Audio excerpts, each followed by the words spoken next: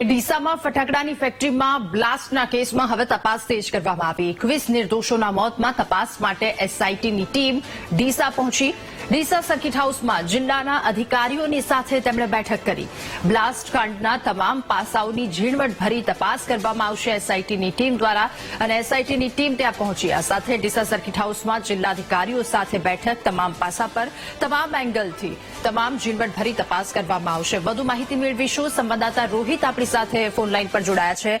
Rohit, એસઆઈટીની team Deesa પહોંચી, અધિકારીઓ સાથે બેઠક, શું અપડેટ? તો જે પ્રમાણે ડીસાના ઢોળા પાસે જે જીઆઈડીસીમાં ફેક્ટરી હતી બોમ્બની, તેમાં જે બ્લાસ્ટ થયો હતો તેમાં 21 લોકોના મોત નીપજ્યા હતા।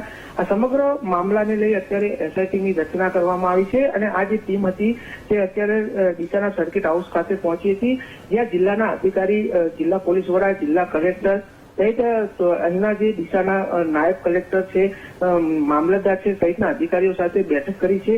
કયા પ્રકારની ઘટના બની હતી, કઈ રીતે ફેક્ટરીમાં જે બ્લાસ્ટ થયો હતો તેમાં કઈ રીતે મજૂરો આવ્યા હતા, તે તમામ દિશામાં તપાસ શરૂ કરી છે।